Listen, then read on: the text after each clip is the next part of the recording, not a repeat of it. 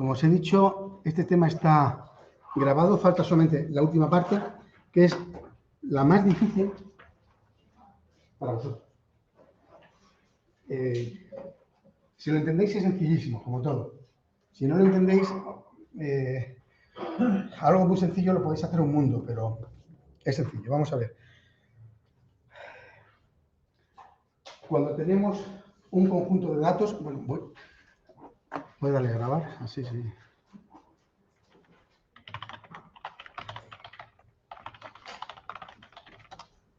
Cuando tenemos un conjunto de datos, lo más importante es saber por dónde andan el mejor valor representativo de esos datos.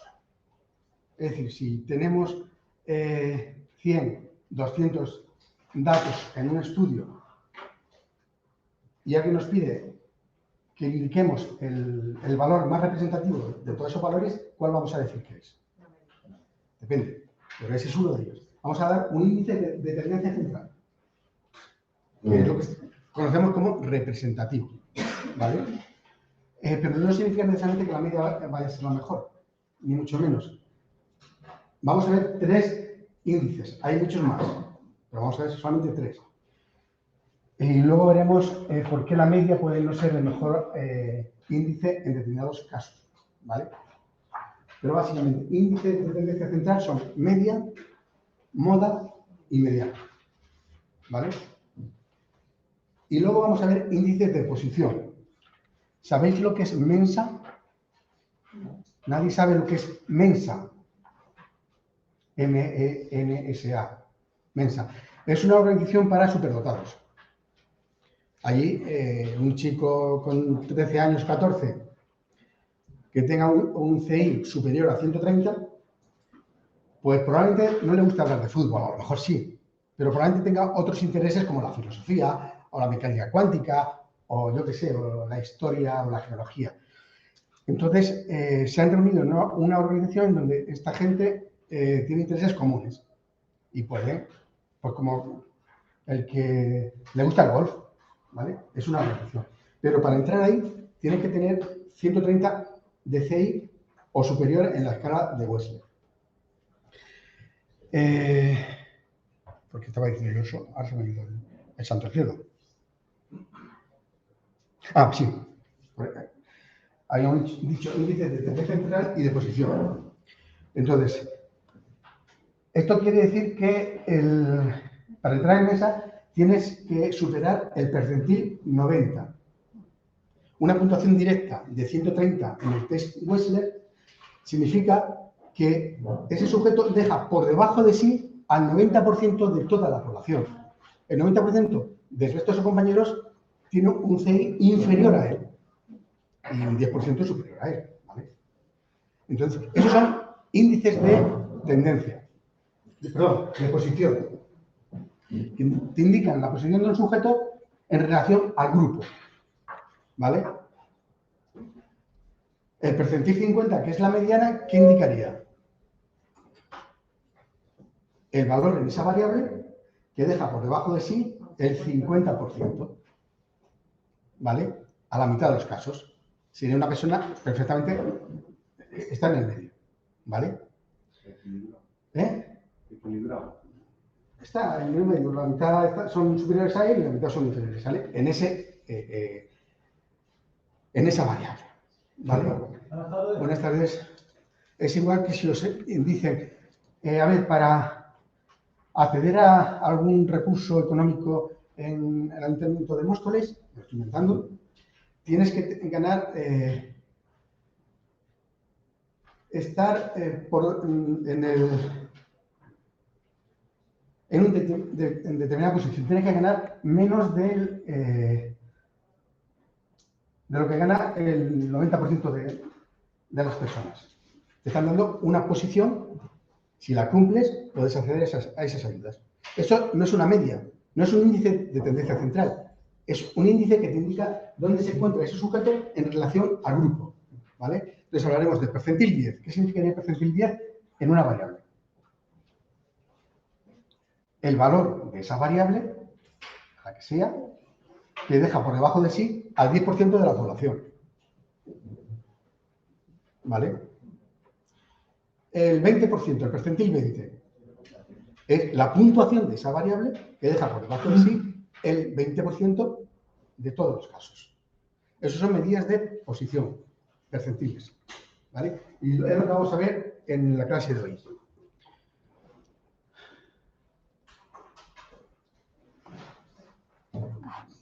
Como he dicho, vamos a ver índice de tendencia central y vamos a ver solamente tres: media, mediana y moda. Son sencillas. Las medidas de posición, pues ya no indican el punto central, no necesariamente, ¿vale? Indican algún otro punto. Y básicamente son percentiles y estos son cuartiles y deciles. Muy parecido. Cuartiles lo que te indica es, han dividido a toda la población en cuatro grupos. Sería similar al percentil 25, percentil 50 y percentil 75, ¿vale? A nosotros los que estamos en la universidad, cuando intentamos publicar un artículo, lo primero que vemos es en qué cuartil se encuentra esa revista. Si es el cuartil 1 o cuartil 2, es de las mejores revistas. Y ahí puedes publicar y el ministerio te lo reconoce. Si la revista está en el percentil 3 o percentil 4, casi mejor que no pierdas el tiempo porque no te lo van a considerar como mérito. Es decir, también en esto de las revistas científicas hay un orden en que hay buenas, malas, mediocres, ¿vale? Se intenta publicar las mejores, pero cuando envías un artículo a cuartil 1, a varias revistas de cuartil 1 y te lo rechazan, pues tienes que bajar a cuartil 2. Y si no, pues a cuartil 3. Es decir, o que haces el estudio, ¿vale?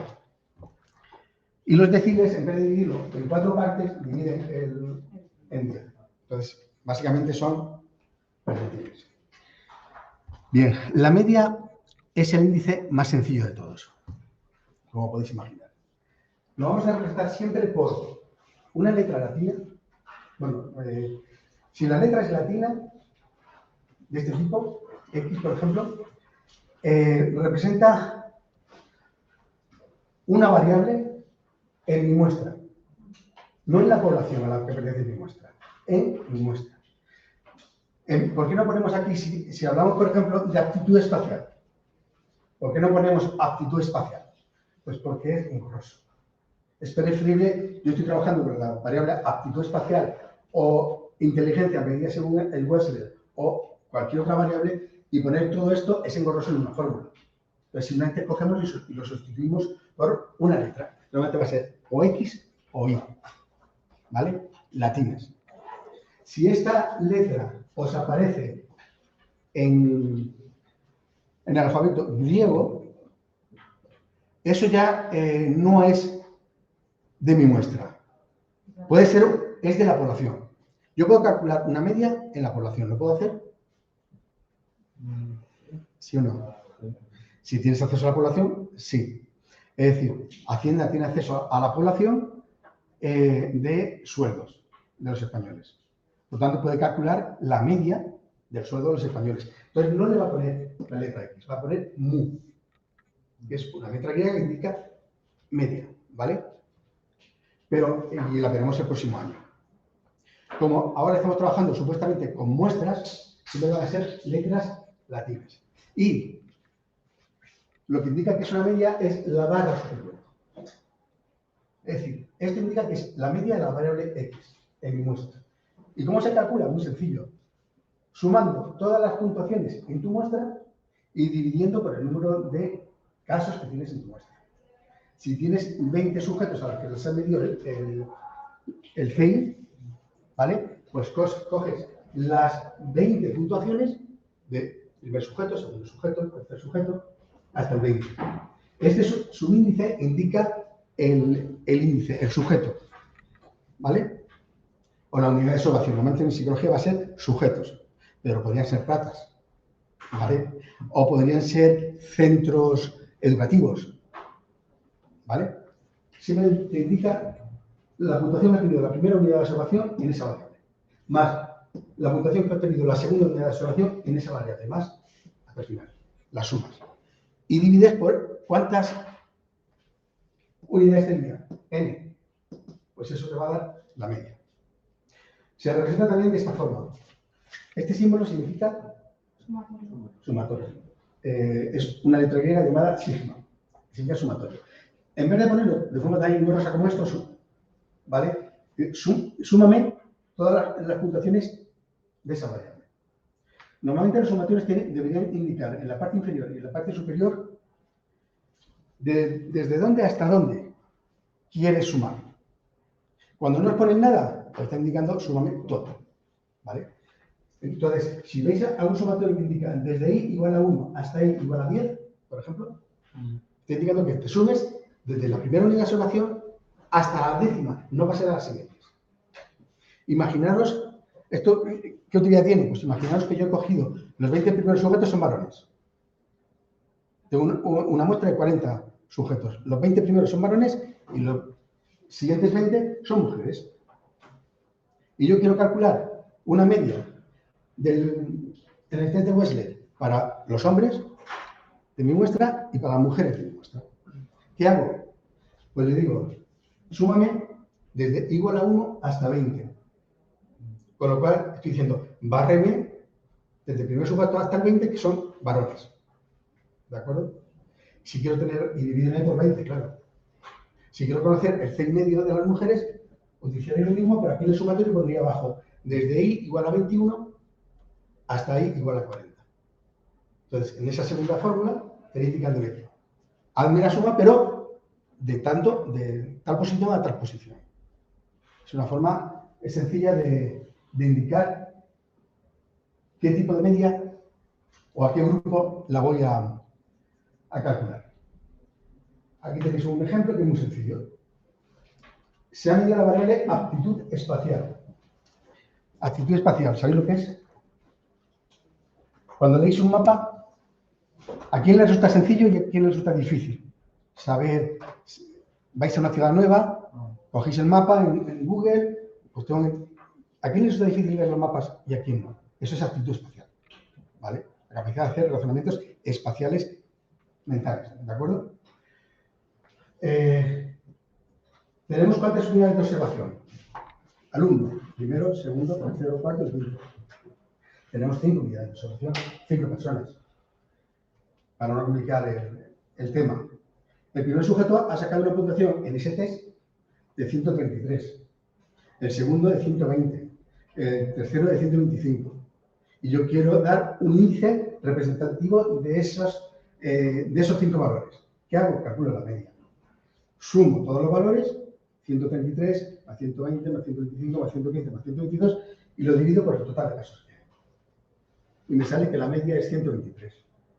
Si alguien me dice, oye, tus sujetos son, tu muestra es buena o mala en actitud espacial, pues yo le podría dar los 5 datos, porque aquí son tan pocos, no hay problema, pero que no le puedo decir, la media es de 123. Ya está. ¿En qué profesiones sería interesante tener una buena aptitud espacial? En arquitectura, por ejemplo. Arquitectura. En ingeniería de caminos. Ingeniería de caminos. Si quieres ser aviadores, lo mismo. Astronautas, lo mismo. ¿Necesitáis una buena habilidad espacial para ser psicólogos? Porque que la tenga estupendo, pero no necesariamente. Aquí son otras habilidades en las que deberéis destacar. Siempre recuerdo dependencia e independencia de campo, que es una aptitud que descubrieron en la NASA. ¿Y sabéis cuál es? La capacidad de hacer juicios sobre tu posición espacial independientemente del entorno. Un astronauta que se va de misión a Marte, ahí no hay arriba, abajo, derecha, izquierda, ¿vale? Entonces, sería conveniente que fuese independiente de campo, que el contexto, si la nave rota, etcétera, a él le da igual, ¿vale? ¿No? En cambio, un psicólogo debería ser dependiente de campo. ¿Por qué?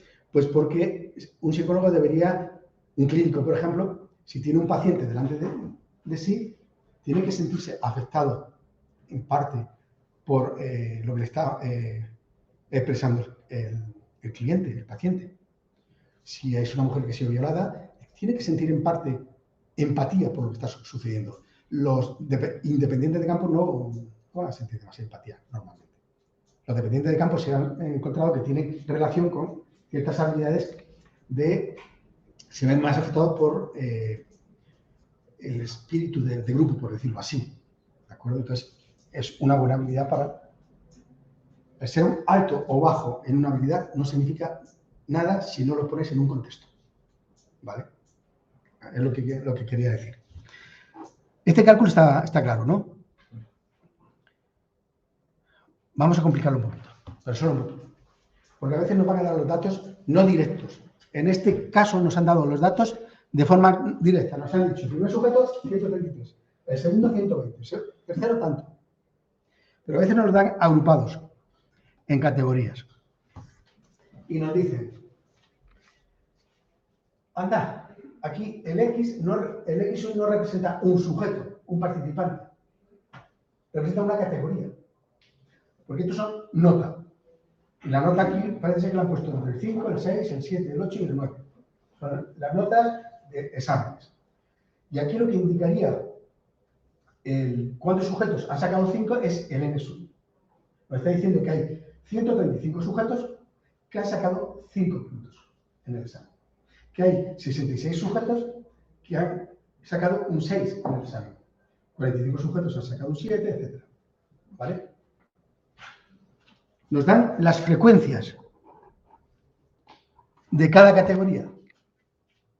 ¿Cómo calculamos ahí una media? Podemos hacerlo al bruto. Hay 135 sujetos que han sacado un 5, pues 5 lo sumas 135 veces. No. ¿Qué es más sencillo? Multiplicarlo. ¿Vale? El valor de esa categoría por el número de sujetos que la han tenido te da la suma. Sumatorio del producto entre el valor de esa categoría por el número de sujetos que la han obtenido. Si yo multiplico 5 por 135, estoy obteniendo la suma de esos 135 sujetos. 5 más 5 más 5 más 5, 135 veces. Ese producto. Pero súmamelo, ahora este sumatorio, ¿entre qué valores tendrá que? Antes de perder la frecuencia absoluta. Uno para cada categoría. Ahora lo que indica el sumatorio es hazme 5 por 135 para la primera categoría, más 6 por 66 para la segunda, más 7 por 45 para la tercera, más 8 por 36 para la cuarta, más 9 por 18 para la quinta. Y tienes el sumatorio de todas esas puntuaciones, porque tienes 300 puntuaciones. Entonces, es muy sencillo. Este sumatorio ahora, recordad que son las categorías, no son los participantes. Y lo divides por el total de casos, que va a ser igual al sumatorio de la columna de la serie sub, del número de sujetos que tienes. ¿Vale? Estamos haciendo lo mismo que antes. Exactamente lo mismo. Pero sustituimos, como hay muchos casos, con la misma nota, pues hacemos la multiplicación y ya está. ¿Vale? Y nos daría la media. Si lo queremos hacer con proporciones, pues exactamente lo mismo, pero entonces tendríamos que tener otra columna en que previamente al hacer este cálculo tendríamos que haber calculado las proporciones para cada categoría. Entonces diríamos, a ver, aquí la proporción en la primera categoría de 300 sujetos, 135 han sacado un 5. ¿Eso de proporciones cuánto es? Pues 135 dividido entre 300. 135 dividido entre el total te da esa P sub. P para la primera categoría. Hacemos lo mismo para la segunda. 66 entre 300, 0,22. Tenemos la proporción para la segunda categoría. Al final creamos una nueva columna en donde la suma tiene que dar la unidad. Estamos trabajando no en proporciones, sino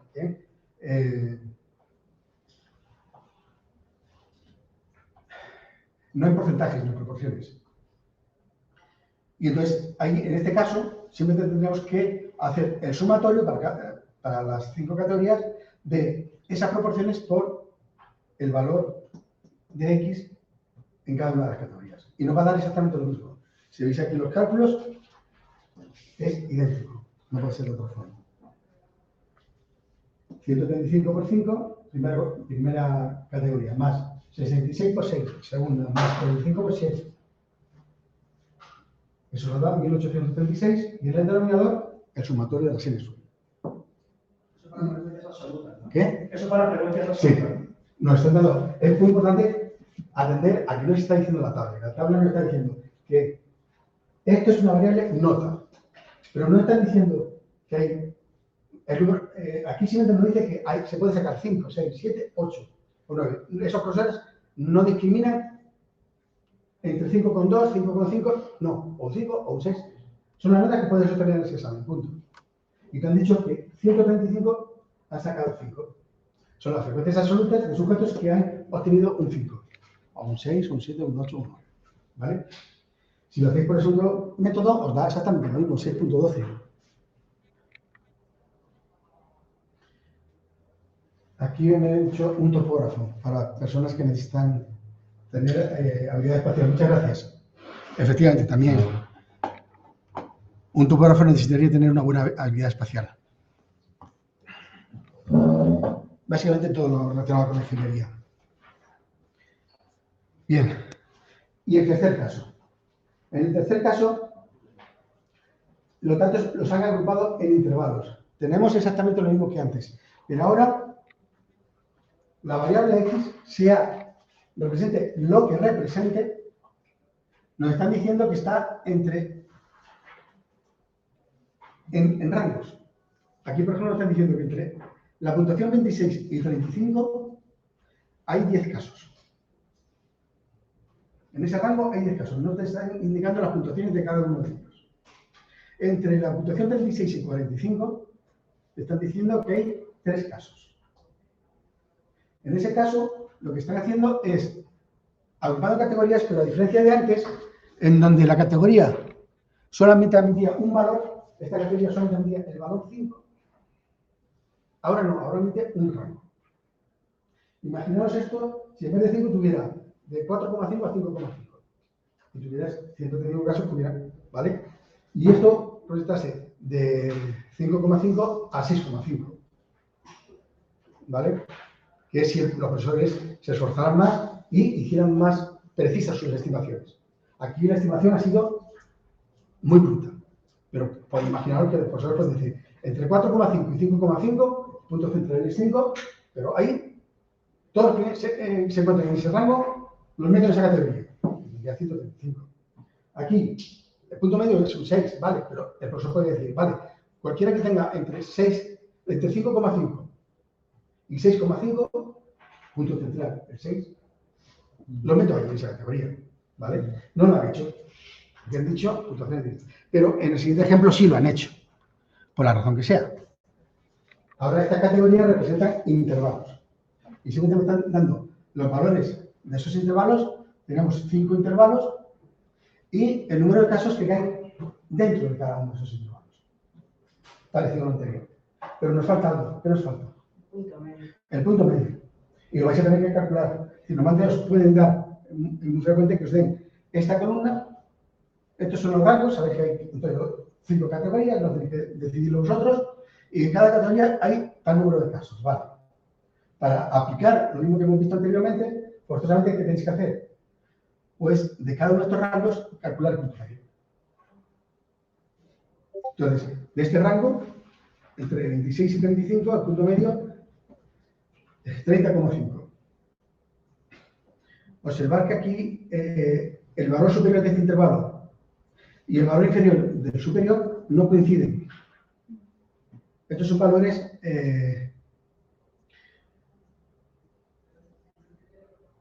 ¿qué pasa en un sujeto que tuviera 35,2? No entra en ninguno de ellos. ¿Vale? Los límites exactos, ¿cuáles serían? Pues media unidad por encima y media unidad por debajo. De tal forma que este sería entre 25,5 y 35,5.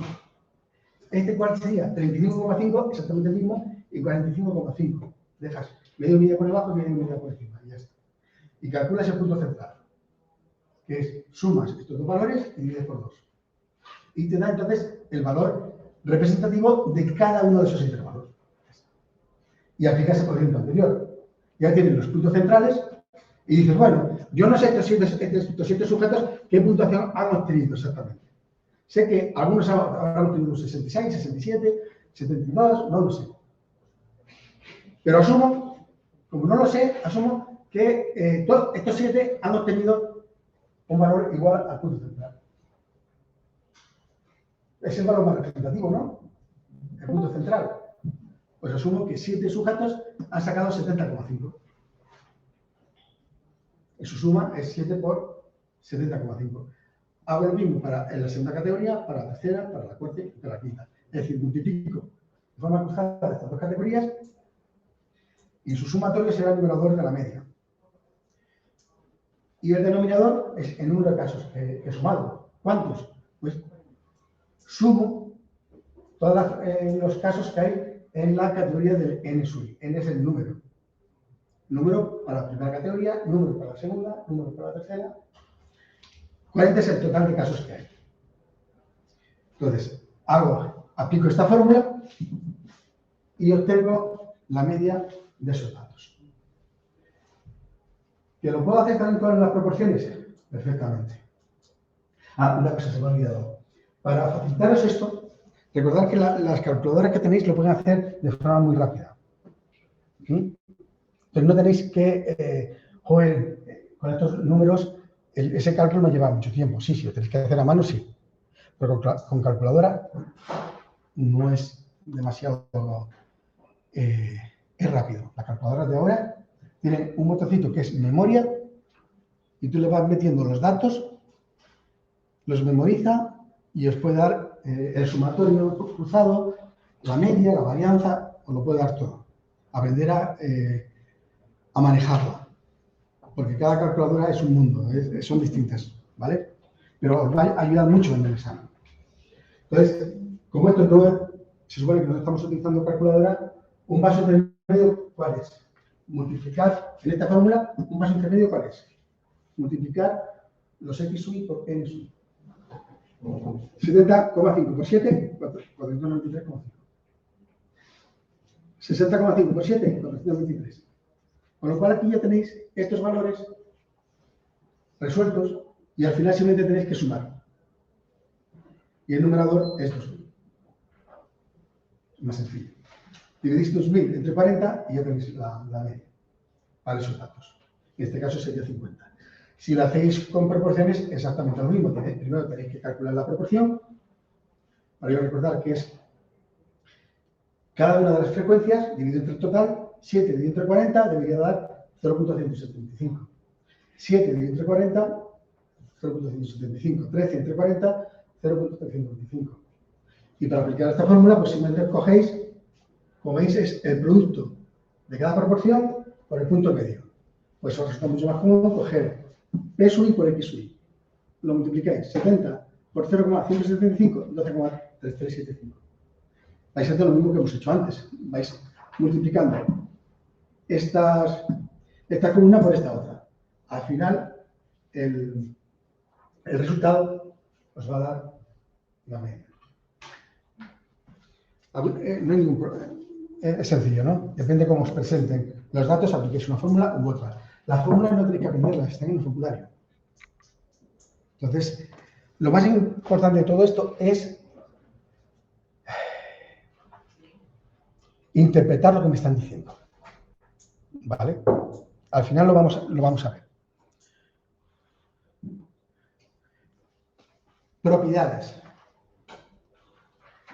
¿Qué pasaría si yo me cojo? Me dan los datos en bruto. Ahora no me he cortado de categorías. Me dan los datos en bruto. Pues se va que aquí ahora el sumatorio está entre i igual a 1 hasta n. Es decir, desde el primer sujeto hasta el último. ¿De qué? Súmame la diferencia entre cada puntuación individual y la media de ese grupo.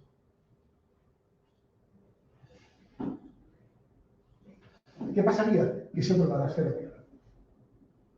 el sumatorio de las puntuaciones individuales menos la media en cualquier base de datos, con cualquier variable, siempre va a dar 0, por definición. Entonces, estas propiedades os vienen bien si os ponen algún problema rebuscado. Si os dan alguna indicación de este tipo, ya sabéis por dónde van los tiros.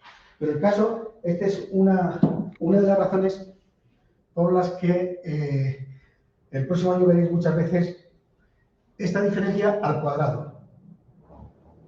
Porque es muy engorroso trabajar con algunos casos por estas propiedades. Pero vale, esto es una propiedad. En una distribución, en un conjunto de datos, la suma de las desviaciones, esto es una desviación, una resta es una desviación, de cada puntuación con respecto a la media de ese grupo, es 0. Ahora vamos a ver otra propiedad. Aquí tenemos, observar, ¿sabéis lo que es esto? ¿Alguien lo sabe? Son valores que se le dan. Sí, pero ¿no habéis visto una función lineal? Sí. Esto es una función lineal, en donde los parámetros son b y a. B es la pendiente de la recta. Entonces va a dar una recta, ¿vale? Para cada valor de x os da otro valor, que lo vamos a llamar de otra forma, lo vamos a llamar y o z, como queráis, pero tenéis que dar otro nombre porque es otro valor. Y apliquéis para cada valor de x, multipliquéis por un valor b, que os lo van a dar, le sumáis otro valor llamado a, que os lo van a dar, y os da otro valor de la variable. Este tipo de transformaciones, ¿cuándo se utiliza? No es nada del otro mundo. Si vais a Estados Unidos, ¿qué os va a pasar con el dinero? Que te dicen, este producto, en la Estatua de la Libertad, quieres comprar un regalo para tu sobrino, la Estatua de la Libertad, que ha sido a Nueva York. Vale tantos dólares. Y tú dices, sí, son mucho o poco. ¿Lo quieres trasladar a qué? A euros, que es lo que tú conoces. ¿Vale? Pues vas a tener que aplicar una recta, una función de este tipo, para calcular en euros cuántos son 25 dólares. ¿Vale? Ese tipo de transformaciones son usuales. Por ejemplo, os he hablado antes del test de Wessler. En donde 130 representa un sujeto que deja por debajo de sí al 90% del resto de sus compañeros. Es más inteligente en áreas académicas que el 90% de sus compañeros. ¿Cuál es el punto central de esa distribución? ¿No lo sabéis? 100. ¿Y por qué 100? Inicialmente no era 100. Inicialmente era 0. ¿Por qué es irrelevante? Empezaron a trabajar. Dijeron, una persona normal, puntuación de Wessler es 0. Si es positivo, es mejor que lo normal, y si es negativo, inferior. ¿Qué pasa? Pues porque los sujetos, cuando decían, tiene usted una inteligencia de 0, es un punto. Claro, estamos acostumbrados a 0, significa ausencia de. Cuando se dieron cuenta de eso, dijeron, no, vamos a hacer una transformación. Hicieron una transformación de este tipo, de tal forma que la nueva media de las mismas puntuaciones valiese 100. De tal forma que los sujetos, si decían que él tenía una puntuación de 100, bueno, pues está bien. Estaban diciendo que estaba en la media, lo mismo que antes. Pero para evitar los problemas de malinterpretación que se hacía, utilizaron una transformación de este tipo. ¿Vale? La vamos a ver este año. Esto es una transformación lineal, en donde B se llama la pendiente porque es la inclinación de la recta y A es el punto de corte con la ordenada. Es decir, cuando X vale 0, que esto se anula, es el punto en que la recta corta el eje de ordenadas. Habiendo recordado esto, lo más importante es que esta propiedad os dice, vale, si hacéis ese cálculo con un conjunto de puntuaciones, ¿cuánto valdrá la nueva media del nuevo conjunto de puntuaciones? ¿Tenéis que calcular la media de todas las IES? No es necesario. Si conoces la media de las puntuaciones originales, no tienes más que aplicarle la misma transformación.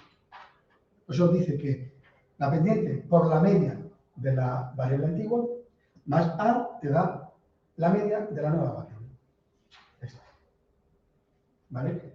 Si a los valores de la variable x les aplicamos una transformación lineal, esta transformación lineal, A y B son valores numéricos que nos van a dar.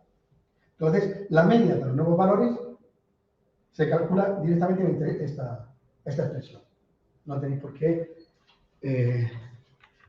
hacer el cálculo directo con las sillas. En una distribución de frecuencias con datos agrupados en intervalos, no se puede calcular la media si hay intervalos abiertos. ¿Qué significa esto? Imaginaros que el intervalo inferior dice todos los sujetos, vamos a poner en el intervalo inferior todos los sujetos que punten el 35 en esa variable o menos. O menos. ¿Qué sucede si hacen eso? El intervalo está abierto por abajo. ¿Podéis calcular el punto central del intervalo? No lo conocéis. Si no conocéis el punto central del intervalo, no podéis hacer aquel cálculo. Lo mismo sucede con la categoría superior. Si os dicen, aquí vamos a meter a todos los sujetos que tengan 66 o más de 66.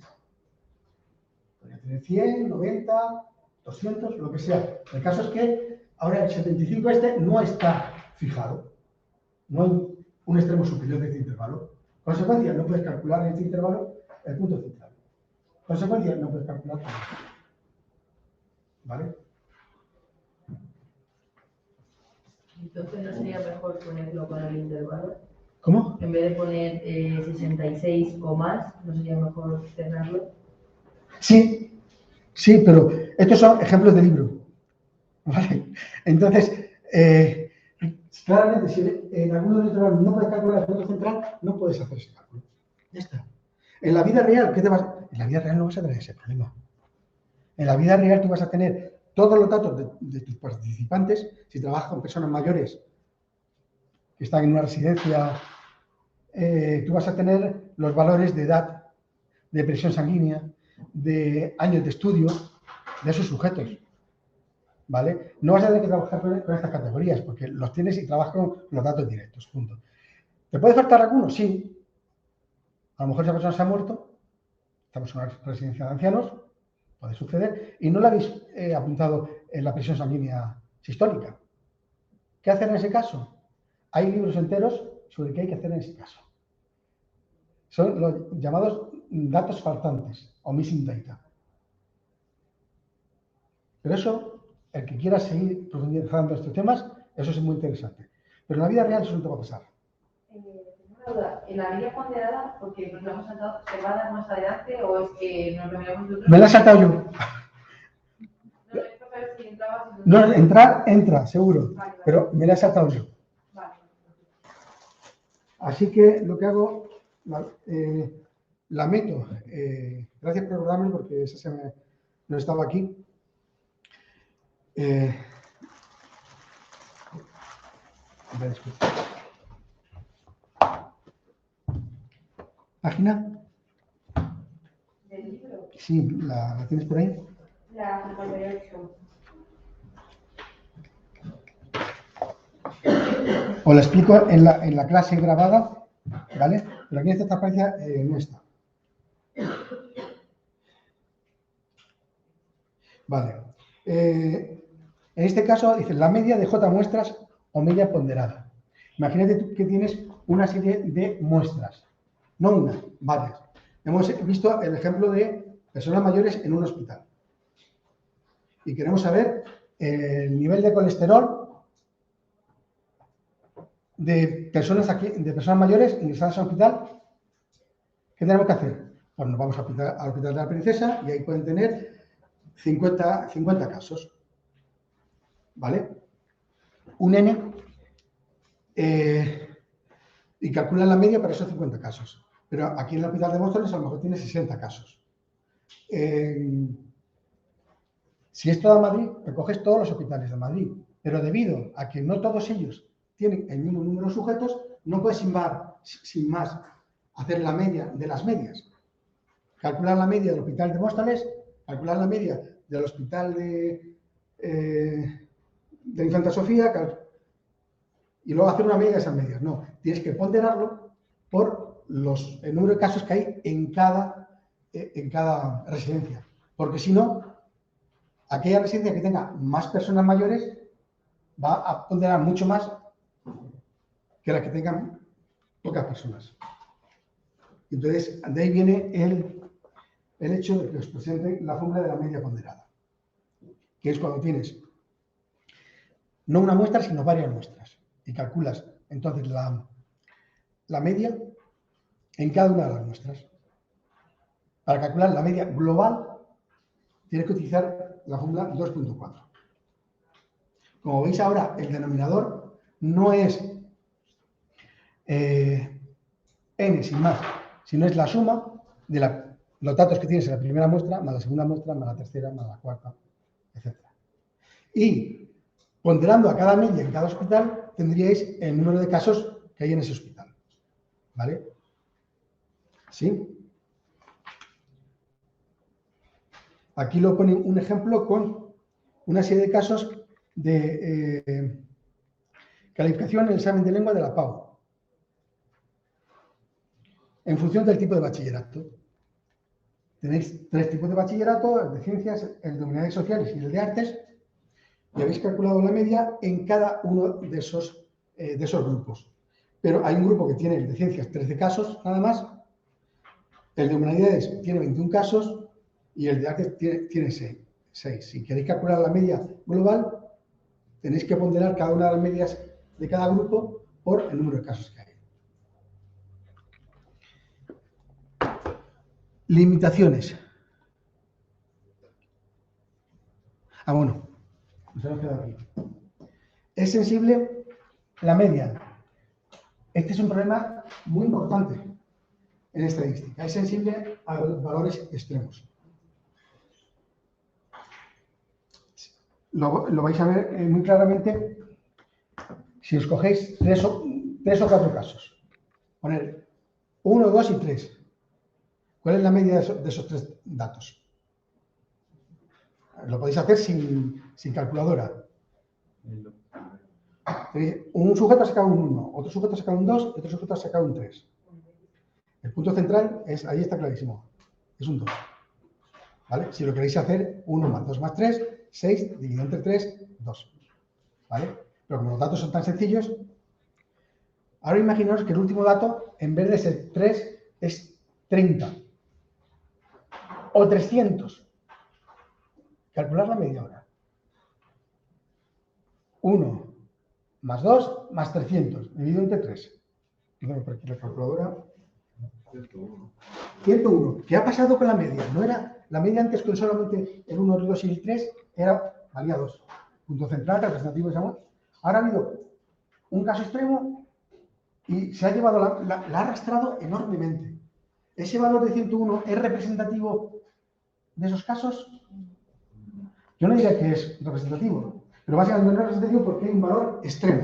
Uno, puede haber varios, ¿vale? Hay toda una rama sobre detección de esos valores extremos. Vamos a entrar aquí ahora en ello. Pero sí es importante que los índices estadísticos que vamos a ver posteriormente normalmente utilizan la media y la varianza como estadísticos. Si tenéis datos con valores extremos, esos valores extremos están falseando la realidad que nos muestran los datos. Un ejemplo mucho más sencillo. Imaginaos que aquí sois todos trabajadores, estudiantes, algunos tenéis trabajo, otros no. Imaginaos que viene ahora un estudiante que es un jeque árabe. Yo quiero saber la media del sueldo de estos estudiantes. ¿Qué va a pasar? No, si es real. La media la vas a poder calcular sin ningún problema con una calculadora. Pero no representativa. ¿Por qué? Porque la vas a ganar 20.000 al mes. Ahí está, ahí habéis visto un caso en donde ese sujeto, si hay aquí algún jeque árabe, por favor, no pasa nada, no me estoy metiendo con él. El caso es que ese caso es discrepante con respecto al resto. No forma parte del grupo, por decirlo así. Y tendría que ver qué hacer. Lo podemos excluir y punto. Calculamos la media sin sus datos. Ya está. Eso es lo que normalmente se hace, eliminar el caso. Pero hay otras muchas posibilidades, ¿vale? Hay otras muchas posibilidades. Pero ¿entendéis lo que puede representar los casos extremos? Por arriba, por abajo, etc. En altura, si viniese aquí a clase una persona, no sé cómo se dice ahora, pero perdona si es incorrecto, un enano, una persona que tenga un defecto hormonal que hace que no haya podido crecer, ¿vale? Si calculamos la media de las edades, esa persona claramente no está dentro del grupo, en el sentido de que hay un valor extremo por abajo. Y si tengo sentido común, no debería meterlo a la hora de calcular la media. Y si lo hago, posiblemente los datos que obtenga pues no son los más... la media la he calculado perfectamente, la máquina no se ha equivocado, la sumatoria, el cociente, sin ningún problema, pero hay algo que falla. ¿Pero ¿Vale? lo eliminas totalmente del estudio o solo al calcular la media? Depende del estudio. Es decir, ahí es una muy buena pregunta. Porque en un estudio no es solamente de una variable. Aquí estamos poniendo casos muy simples. El suelo, la altura. Pero un estudio suele medir una cantidad enorme de variables. ¿Vale? Entonces, hay procedimientos de análisis multivariado que detectan valores extremos multivariados. Básicamente lo primero que se hace es, se calculan todas las variables, se calculan si hay algún valor extremo. Y luego ya, en función de en qué variable se encuentre, decide. Porque a lo mejor no es un valor extremo, a lo mejor es una equivocación. ¿Vale? Yo recuerdo cuando estaba haciendo el experimento de Stroop en el laboratorio, en la tesis. Teníamos algo así, cada sujeto se tiraba una hora haciendo con un micrófono rojo, verde, verde, rojo. En la pantalla aparecían palabras, tenía que indicar el nombre. Era aburridísimo, el sujeto, no sé cómo contarlo, ¿vale? Pero yo tenía que estar detrás de él, porque a mí lo que me interesaba era el tiempo de reacción medido en milisegundos. Y yo tenía aquí un aparatito que se encendía la lucecita cuando el sujeto daba la respuesta. Pero había veces que el sujeto simplemente se movía, el micrófono lo captaba y saltaba. Y yo, el ensayo 202, eliminado. El ensayo 304, se ha abierto la puerta y ha saltado el micrófono. Entonces, y yo quitaba esos datos. Había también la posibilidad de que algún tiempo de reacción fuese de 10 milisegundos.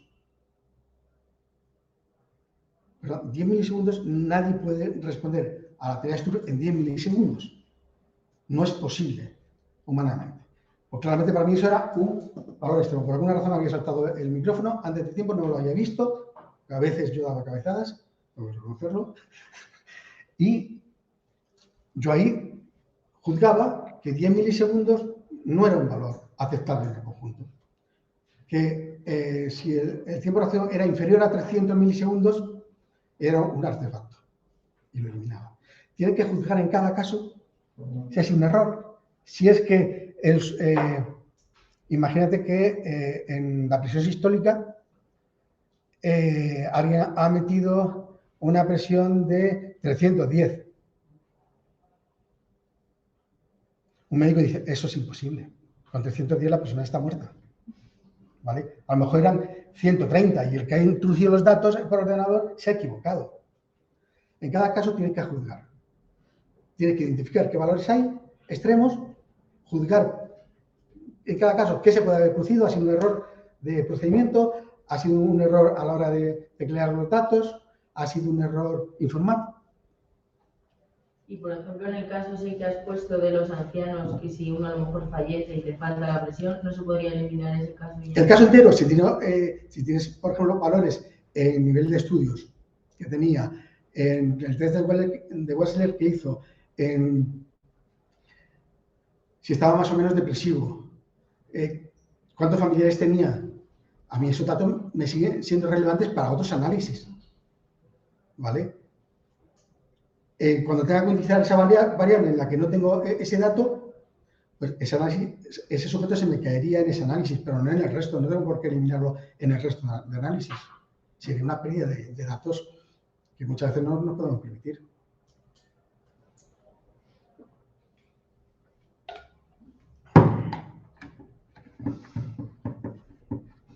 Y otro, aunque no lo dicen aquí, lo voy a decir yo. La media es un índice apropiado cuando la distribución es simétrica. Esto es simétrico, un rectángulo es simétrico, la campana de Gauss es simétrica, pero conforme se va alejando de la simetría, la media es peor índice. Lo vamos a ver luego más adelante con otros índices. La mediana es otro índice de tendencia central, pero este índice no trabaja con los datos en sí. Antes hemos visto que la media trabajaba con los datos en sí. ¿Por qué? Porque me cogía cada uno de los datos, lo que había salido, 70 o 135, y lo sumaba. ¿Vale? La mediana no. La mediana, lo único que le importa es el rango, el orden de los datos. No le importa el valor, sino en qué posición está en el conjunto. Entonces, imaginaos que tenemos estos datos. Son muy poquitos porque es muy sencillo. El 2, el 4, el 6, el 8, el 10, 11, 13, 55 y 60. Tenemos una serie de datos. Lo primero que hay que hacer, si nos dan los datos en bruto, es ordenarlos. De menor a mayor. Y entonces vemos que si los ordenamos, ¿qué pasa? ¿Cuál se queda en la mitad? El 10 deja por debajo de sí 4 casos y por encima de sí otros 4 casos. Está justamente en la mitad. Eso es la mediana. ¿Qué pasa si ahora yo tengo otro conjunto de datos y aquí en vez de 60 tengo 600? ¿La mediana va a cambiar? La mediana no es sensible a valores extremos. Es el punto central. Ordena los datos y dices, ¿cuál es el punto central de esos datos ordenados? Esa es la mediana. No es sensible a valores extremos. Yo aquí puedo tener un valor de 6000. Me da igual. La mediana va a seguir siendo 10. En cambio, con la media, si pongo aquí 6000, la media se me dispara a valores que no son representativos. ¿Vale? En este caso, este ejemplo es muy sencillo porque tenemos un número igual de casos por encima y por debajo. ¿Vale? Tenemos 4 casos por debajo, el 2, el 4, el 6 y el 8, y otros 4 casos por encima, el 11, el 13, el 55 y el 60. ¿Y si no los tenemos, como aquí? Es muy sencillo. Volvemos a ordenarlos, de menor a mayor. ¿Están ordenados? No, pues los ordenamos. 16, 18, 20, 24, 28 y 30. Y lo que nos cogemos, como no hay ningún valor concreto que deje de mis datos, que deje la mitad por debajo, por encima, ¿qué hacemos? Cogemos los dos que están en la mitad y la suma de estos dos. 20 más 24 dividido entre 2. Me da 22. Entonces, la mediana es un valor 22, que no está en mis datos, pero bueno, es un valor que me deja por debajo de sí, ¿cuántos casos? 3. El 22, si lo ponemos en orden, ¿cuántos casos hay por debajo de él? 3. ¿Y cuántos por encima de él? 3. ¿Os dais cuenta que no trabaja con los valores en sí? Con las puntuaciones en sí. Trabaja con los órdenes. Este tiene el orden 1, el orden 2, es decir, primero, segundo, tercero, cuarto, quinto. Y luego si te coges el que está en el medio, ya está. Esa es la mediana. Coincide cuando calculemos los datos agrupados con el percentil 50. Porque representa lo mismo. Es el valor de esa variable que deja por debajo así la mitad de los casos.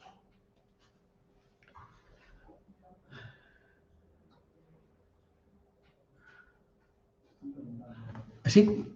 Ay, muchas gracias. A ver, usted ha dicho que la media es un índice apropiado cuando no sé qué es simétrico. Vale, quizá no se ha entendido. La media es un índice apropiado cuando la distribución es simétrica.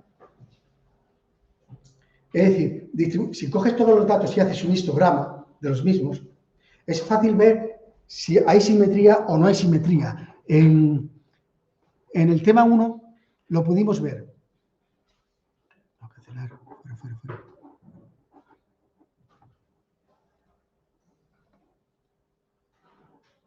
No me capé así.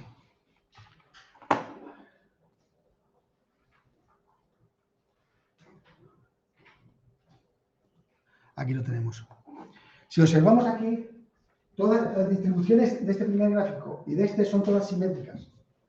Todas tienen una campana de Gauss. Hay un punto central alrededor del cual se distribuye simétricamente los casos.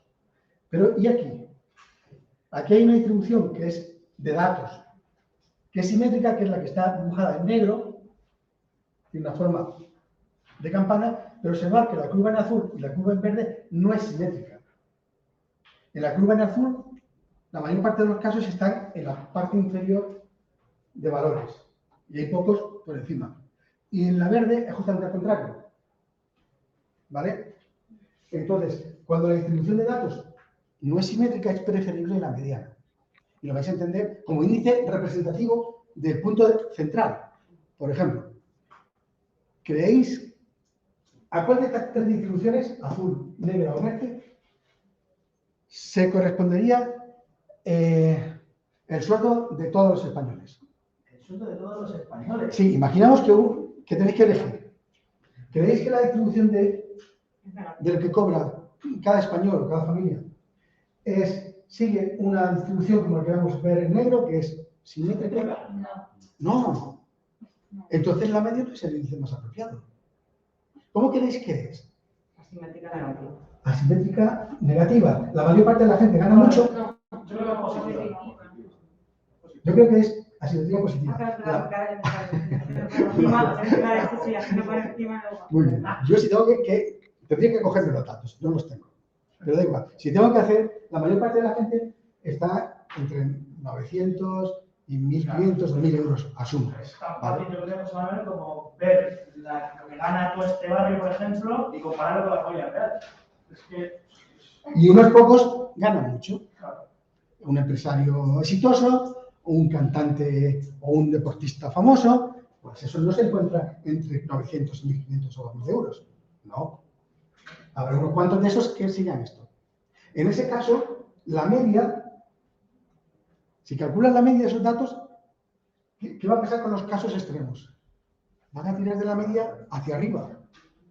Y te van a decir, oye, la media de lo que ganan los españoles es 2.500. Joder, pues estamos muy bien. Pero si calculas la mediana, ¿qué va a pasar? A lo mejor pasa otra cosa. Ni en vez de pasa. Es decir, hay que elegir los estadísticos en función de la distribución de tus datos. Y uno de los rasgos fundamentales es el lado de simetría o asimetría. Si me indicas la variable altura, claramente la altura, la media es apropiado porque es simétrica. El nivel de triglicéridos, casi seguro que también, ¿vale? Porque la mayor parte de los fenómenos biológicos siguen curvas normales por una ley llamada la ley de la curva normal. La veremos más adelante. Pero hay muchos otros casos en los que no. Por ejemplo, imaginaros en un examen donde la mitad de la clase casi no ha estudiado porque no está muy difícil y la otra mitad de la clase ha estudiado, porque era muy difícil, ha estudiado muchísimo. ¿Cómo queréis que va a ser la distribución de puntuaciones? Pues probablemente haya un grupo importante de datos en torno al 2 y el 3, baja, y luego vuelve a subir entre el 7 y el 8. Ahí tendríamos una distribución que tiene dos picos, no uno. Si calculas la media te va a salir 5, donde casi no hay datos. ¿Vale?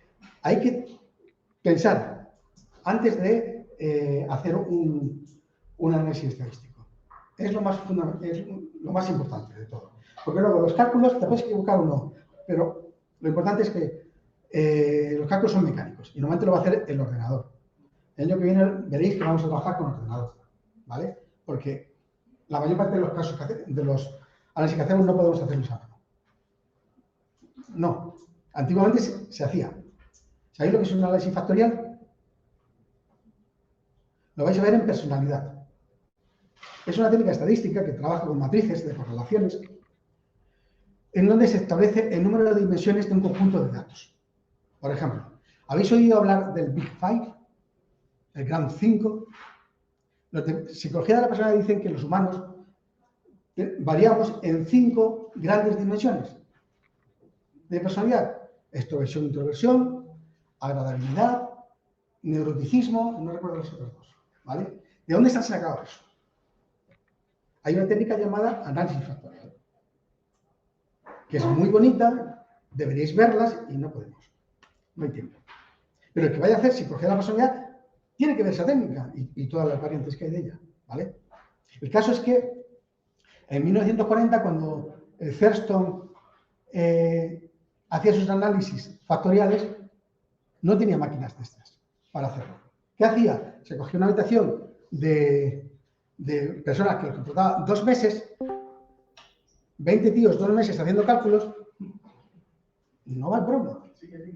20 tíos haciendo cálculos sobre una muestra de 300 o 400 participantes y al cabo de 2 meses tenía su análisis factorial. ¿Vale? Eso no es broma. Igual que hay alguna película de la NASA, de las calculadoras humanas de la NASA, pues algo parecido. Actualmente yo cojo mis datos, los meto en un ordenador y en un segundo me ha hecho esos análisis. ¿Vale? Entonces, por eso es pensar. Lo fundamental es pensar. Los cálculos, no equivocaros, pero son secundarios.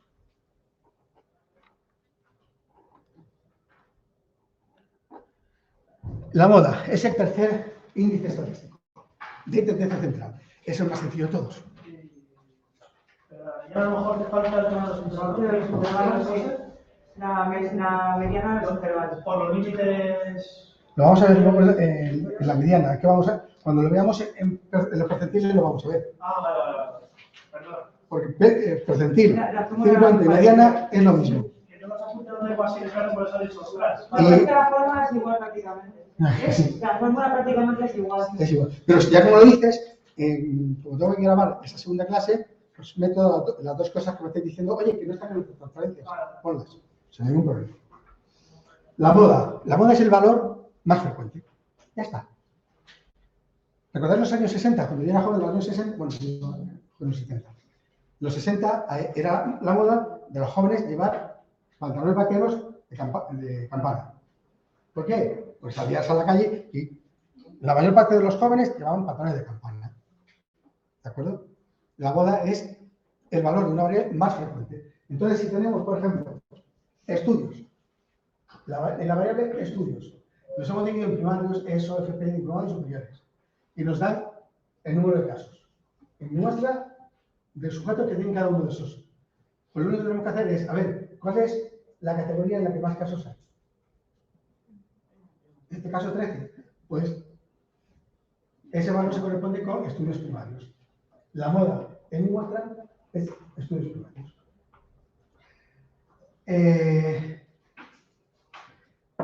Aquí es exactamente lo mismo. Cuando nos dan los casos agrupados por categorías, pero ahora tenemos intervalos, superior e inferior, el punto central, nos olvidamos de todo esto y buscamos en la columna de las frecuencias, N sub. Y en las frecuencias nos planteamos, a ver, ¿cuál es la mayor frecuencia que tenemos? Tenemos 5 categorías, esta y esta. ¿Cuál es el mayor valor que hay aquí? El 13. ¿A qué categoría se corresponde? A lo que está entre valores entre 46 y 55. Y el punto central, que es el representativo de esta categoría, 50,5. Esa es la moda. Más sencillo no puede ser, ¿no? Por algo se le llama moda. Características. El cálculo es sencillo, pues, por tanto. Es de fácil interpretación, lo demás casos hay, ¿vale? Se puede aplicar a todo tipo de variables, cualitativas y cuantitativas, claro.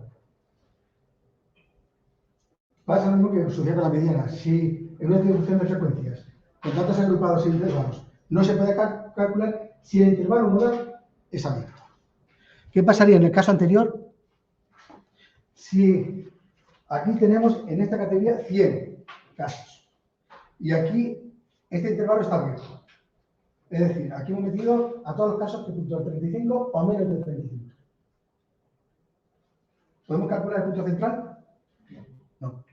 Sabemos que en esta categoría está el máximo de casos, pero no podemos calcular el punto central. Con lo cual, no podemos informar de la moda en ese caso.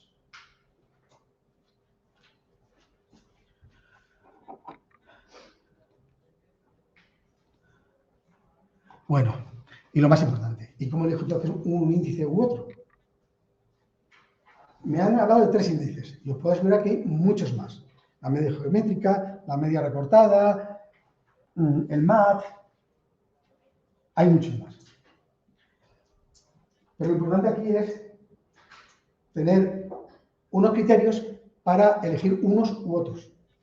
¿Cuándo elegir un índice apropiado u otro? Pues tenemos que seguir una serie de reglas. La media.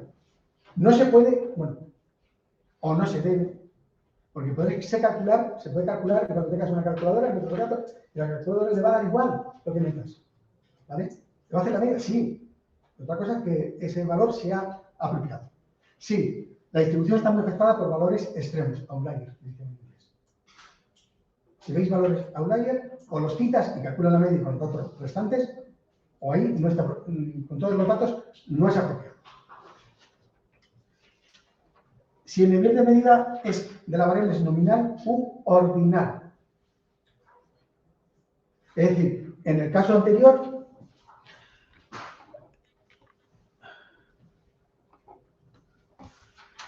estos son valores ordinales. Admiten un orden, el que ha hecho primaria tiene un nivel de estudios inferior al de eso, el que ha hecho eso tiene un nivel de estudios inferior al FP, es decir, admite el ordenamiento. Pero aquí no es apropiado calcular la media. Y eso a los psicólogos nos plantea graves problemas. ¿Por qué? Porque muchas de nuestras variables son de ese tipo. Si yo a una persona mayor en una residencia le paso un test para ver sus emociones, si se encuentra deprimido, etc., le paso un test, el test de Beck, por ejemplo, para medir la depresión. Muchos de estos test tienen ítems y el sujeto tiene que indicar, estoy de acuerdo, estoy en desacuerdo, o os dan 4 o 5 alternativas de respuesta. Totalmente en desacuerdo, no sé, de acuerdo o totalmente de acuerdo. Eso lo habéis visto muchas veces, ¿no? Eso se llaman escala Likert. Esos son escalas ordinales. Si cogéis datos de ese tipo y no podéis aplicarles la media a los datos, vuestros análisis van a ser muy pobres. Pero en cambio, aquí os están diciendo, oye, en características variables ordinales no es adecuado, no debería utilizarse la media. Y sin embargo lo hacemos. Lo hacemos por lo que os dije el otro día. Porque la cosa es complicada e interesante. El caso es que podemos suponer que hay una variable subyacente que es cuantitativa, que es grado de depresión, y que el sujeto simplemente evalúa su grado emocional y lo pone en una categoría u otra. Estoy midiéndolo de forma ordinal, pero la variable yo asumo que es cuantitativa. Entonces me olvido de lo que me dicen los metodólogos y hago ANOVAs, regresiones, que los metodológicamente puros dicen, eso no puede ser. ¿Vale? Sin de estar atentos a ese tipo de cuestiones. Entonces, básicamente, si el nivel de medida de la variable es nominal u ordinal, como mínimo, calcular la media es problemático. Os lo puedo poner en cuestión, ¿vale? Y en distribuciones con intervalos abiertos. Y yo diría también en distribuciones no simétricas. O sea, tampoco representa el punto central. ¿Lo puedes calcular? Sí, pero tampoco es. La mediana. No se puede calcular o no se debe si el nivel de medida de la variable es nominal. El nominal, que es región de procedencia. Madrid, Cataluña, País Vasco. Es una variable nominal, ¿no? la mediana no es apropiada. Porque tú puedes calcular perfectamente, tú puedes cambiar perfectamente a los catalanes ponerlos primero, luego los madrileños, luego los vascos, o a la inversa, y no pasa nada. ¿Vale? Pero la mediana exige que los valores estén ordenados. Si no hay un orden, que es lo que sucede con las variables nominales, pues no es apropiado. Yo una vez, en un DFM, trabajo de máster, un alumno calculó la media de la variable género. ¿Género qué es? ¿Nominal, ordinal o cuantitativo? Nominal. No es apropiado calcular la media.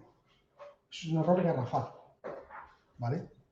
No cometáis ese tipo de errores. El próximo día vemos las dos cosillas que han faltado, que me habéis comentado, y los percentiles. No asustar con los percentiles, es muy sencillo. Es una mediana.